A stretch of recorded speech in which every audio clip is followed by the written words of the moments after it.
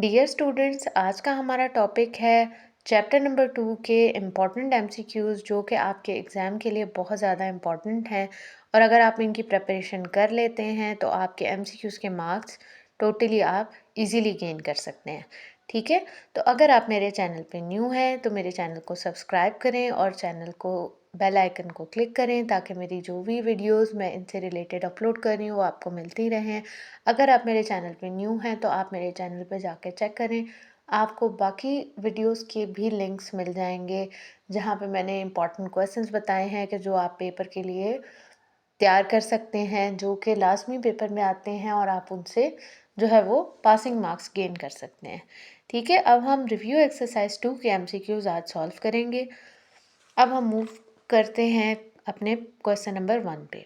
27x raise to power -1 whole raise to power -2/3। अच्छा, अब bracket का क्या मतलब है? ब्रैकेट का मतलब है कि ये जो बाहर पावर लिखी हुई है ब्रैकेट के -2 होल बाय 3 -2/3, वो क्या है? वो इन दोनों पे है। ब्रैकेट का मतलब है ब्रैकेट के अंदर जितनी भी टर्म्स हैं, जब्राइक एक्सप्रेशंस हैं, उन सब पे ये पावर है। ठीक है, आपने इसको सॉल्व करना है। अब इसको मैं आपको बताती हूँ कि जब हम इसको सॉल्व करेंगे तो हमारे पास क्या आंसर आएगा। 27x raise to power -1 whole raise to power -2/3। ठीक है, अब क्या करेंगे आप सेपरेटली एक्सपोनेंट के लॉज आपने पढ़े हुए हैं, अगर आपको नहीं भी आते तो भी मैं आपको बता देती हूँ कि आप अगर दो नंबर मल्टीप्लाई या डिवाइड हो रहे हो, अगर होल पे पावर हो तो आप उसे अलग अलग लिख सकते हैं। ठीक है, 27 रेज टू पावर -2/3 x -1 जो पहले से उसके ऊपर पावर थी -2/3। ठीक है, अब आपने इसको सॉल्व करना है। अच्छा, अब हम इसे सॉल्व कैसे करें? सबसे पहली बात, अगर किसी नंबर के ऊपर कोई पावर है, ठीक है, तो आपको उस पावर को, अगर वो पावर फ्रैक्शन में है स्पेशली, तो आपको असल में उस पावर को सॉल्व करना है। तो अब इस पावर को हम कैसे सॉल्व करें? जैसे फॉर एग्जांपल, अगर हमारे पास किसी नंबर के ऊपर पावर 2 होती है तो हम उसे 2 बार मल्टीप्लाई कर देते हैं, पावर 3 हो 3 बार कर देते हैं। वो तो कैलकुलेटर से करना हमारे लिए कोई मुश्किल ही नहीं है। लेकिन इस तरह के क्वेश्चन में क्या करना होता है?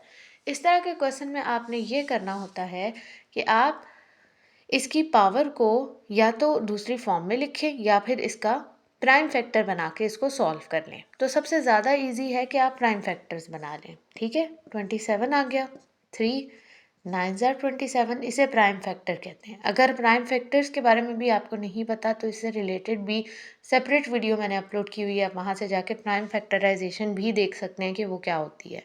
3 9 ज़ार 27, 3 3 ज़ार 9 एंड 3 1 ज़ार 3। अब ये 3 मेरे पास कितनी बार आ गया? 3 बार।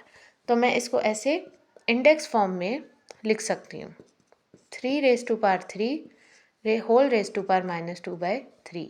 अच्छा, अब इसमें क्या होगा? इसमें तो सिंपल ये -1 मल्टीप्लाई हो जाएगा -2 से, क्योंकि एक्सपोनेंट के लॉज हमें ये कहते हैं कि पावर पावर से मल्टीप्लाई हो जाती है। ठीक है, तो -1 इंटू -2 माइनस माइनस प्लस 2/3, इसके ऊपर सिंपल ये पावर आ गई।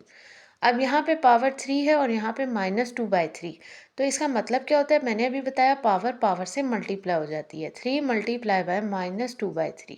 ठीक है, तो यहाँ क्या होगा? सिंपली ये 3 इस 3 से कैंसिल हो गया।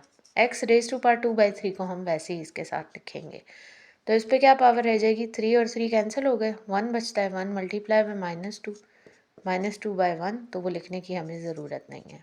ठीक है, अच्छा, अब -2 पावर का क्या मतलब होता है? अच्छा, अगर मुझे किसी भी पावर को ऊपर, अगर वो नेगेटिव में है, अगर मुझे उसे पॉजिटिव में चेंज करना है तो मैं उसका रेसिप्रोकल ले लूँगी। रेसिप्रोकल अगर आपको मुश्किल लफ्ज़ लगता है तो अगर ये नंबर न्यूमरेटर तो समझते हैं ना, ऊपर लिखा हुआ है, ठीक है, अगर ये नंबर ऊपर लिखा हुआ है, न्यूमरेटर में लिखा हुआ है, नीचे इसके हमें पता है 1 है, हर नंबर के नीचे 1 होता है, तो आप क्या करेंगे? आप इसको फ्लिप करते हैं। ठीक है, 1 इसके नीचे है, 1 ऊपर आ जाएगा और 3 नीचे जाएगा तो पावर पॉजिटिव हो जाएगी। अगर आपका क्वेश्चन हो कि अगर ये नीचे लिखा होता है इसकी पावर नेगेटिव होती तो हम क्या करते? तो हम इसको ऊपर ले जाते। ठीक है, ये ऊपर चला जाता, ऊपर वाला नीचे आ जाता, तो इस तरह से पावर पॉजिटिव हो जाती है। x raise to power 2/3। अच्छा, अब इसे भी सॉल्व करना होगा। 3 रेज टू पावर 2 को तो हम इजीली सॉल्व कर सकते हैं कैलकुलेटर पे भी, यानी कि 3 रेज टू पावर 2 का मतलब है 3 को आपने 2 टाइम्स मल्टीप्लाई करना है। ठीक है, तो आपके पास आ गया 3 3 ज़ार 9 और यहाँ क्या आ गया x रेज़ टू पावर 2/3। तो 1 को किसी से भी मल्टीप्लाई करो तो वही चीज़ आ जाती है, x raise to power 2/3 divided by 9।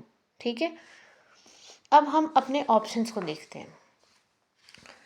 अब जो ऑप्शंस है हमारे पास वो तो इस फॉर्म में लिखे हुए हैं, यहाँ तो स्क्वायर रूट है ही नहीं, क्यूब रूट है ही नहीं जो मैंने लिखा हुआ है, तो हम इसे उस फॉर्म में भी चेंज कर सकते हैं। अच्छा, अगर आप सबको पता हो कि क्यूब रूट किसके इक्वल होता है, क्यूब रूट इक्वल होता है 1/3 के, आपने ये बात याद कर लेनी है। और स्क्वायर रूट किसके इक्वल होता है 1/2 के। तो अब यहाँ पे अगर देखें आप कहें 1/3 और 1/2, तो यहाँ है ही नहीं, यहाँ तो 2/3 है। तो पावर को आप अलग करके भी तो लिख सकते हैं ना, x के ऊपर पावर 2 रह जाएगी, बाकी जो बचा 1/3 वो इसका क्यूब रूट बन जाएगा डिवाइडेड बाय 9। अब देखें जैसे ऑप्शंस है उस फॉर्म में मैंने इसको चेंज कर दिया।